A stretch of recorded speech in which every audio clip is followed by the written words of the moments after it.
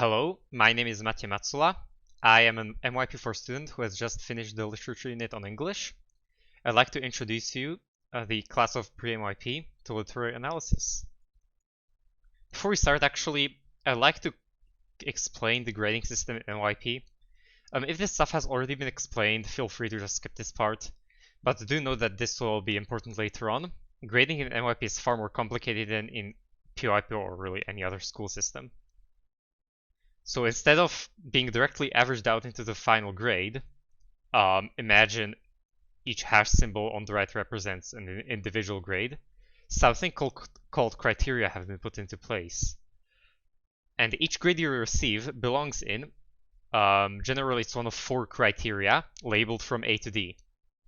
Each criterion describes an aspect of the subject you're studying and what should be focused on. The grades, instead of being averaged out into the final grade, are averaged into one of 4 criteria. For English, these criteria are analyzing, organizing, producing text, and using language. Depending on the grades you get from the criteria, the final grade will then be calculated. Let's show this on an example. My grades from English are 7 and 5 from A, 5 to 2 from B, 7 and 3 from C, and 8, 7 and 8 from D. These then get averaged into the criteria. 7 and 5 averages to 6, 5 and 2 averages to 3, 7 and 3 average to 5, and 8, 7 and 8 averages to 8. Teacher will generally round the grades up if the average isn't a full number. And afterwards, the values in the criteria are summed up. 6 plus 3 plus 5 plus 8 is 22. Then according to this table you can see right here, on the right you have the sum of the numbers and on the left is the final grade. 22 therefore fits under grade 5, which is also the grade that you get at the end of the year or semester or whatever. Well, that was brief, so finally let's start with literary analysis. So for starters, what is literary analysis in the first place? It is an in-depth study of a text and an insight into details of the text. Details such as literary devices, characters, and composition. Insight into the author's mind is also important. A frequent question you will be asking yourself will be, why did the author do what they did? Why did the author write what they have? Oftentimes, you will have to state some opinions as well. In those cases, you will have to prove those opinions. For example, you can say, I believe a character is greedy in some story or something. Well, you have to prove it. You will have to quote a part of the story, for example. So, let's go step by step to show how literary analysis is done, now that we know what literary analysis is in the first place. So in general, literary analysis is no different than a regular essay in terms of structure. It has an introduction, then it has the main body paragraphs, and finally finish with an ending paragraph. In the introduction, your goal is to introduce the text, such as what the text is about.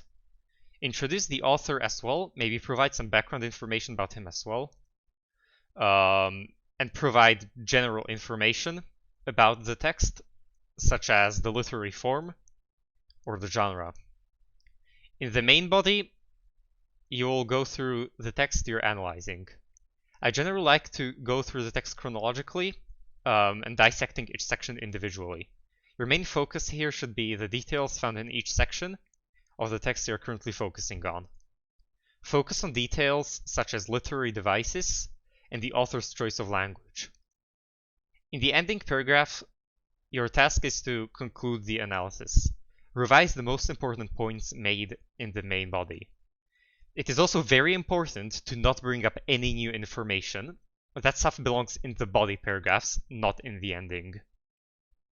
Now let's see how this all connects to criterion A, as that's really it for the tutorial part. Well, again, how I said, literary analysis actually falls under criterion A, which is conveniently named analyzing. Now, criterion A has 4 strands, I'll talk about those later, labeled in Roman numerals from 1 or I to 4 IV, you could say. These are focuses of set criterion, and we will now talk about them. So the first one is identify and comment upon significant aspects of texts. The second one is identify and comment upon the creator's choices. The third one is justify opinions and ideals using examples, explanations, and terminology. The fourth one is identify similarities and differences in features within and between texts.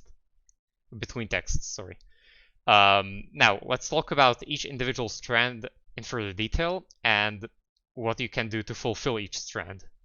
For the first one, you should talk about significant aspects of texts, such as form, literary devices, and structure.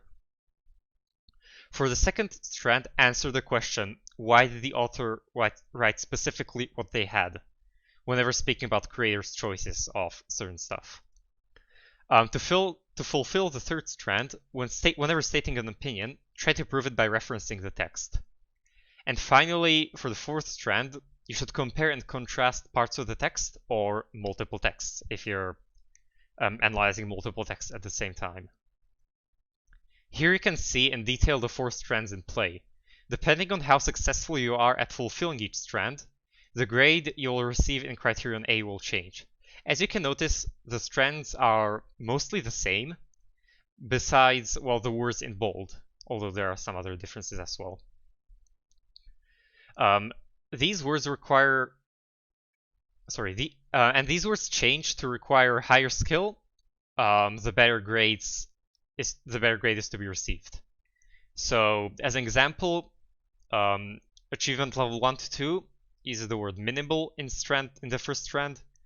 3 to 4 uses adequate here. 5 to 6 uses substantial. 7 to 8 uses perceptive. I'm not going to read all of it. You can read it on your own. Pause the video if you wish. It's just a waste of time to read through all of it. Now, throughout your MYP study, you will improve at analysis. Let's take a closer look how. As you progress up to higher years in MYP, the demands for a good analysis will increase. As an example, this is how the first descriptor, or strand 1, evolves. In MYP 1, or in your case preMYP, the strand is identify and comment upon significant aspects of texts. By MYP 3, you should be able to identify and explain the content, context, language, structure, technique, and style of texts, and the relationships among texts. And by MYP 5, you should finally be able to analyze the content, context, language, structure, technique, and style of texts, and the relationship among texts. You can see it evolves into into more thorough and more complicated the higher up in years you go in MYP. So, why is literary analysis good for you? Well, first of all, literary analysis helps to develop as an IB student. It also helps to practice and develop your IB learner profiles. For example, inquire, as you need to be willing to look into the text, to search for details, etc. You'll develop as an inquirer. And not only that, but for example, communicator is a nice profile. It helps to become a better communicator, as you need to be able to communicate your thoughts well when writing the analysis, and you need to address the writer's ideas in the text. Well, that's it. Thank you for watching. I don't know, like the video if you liked it.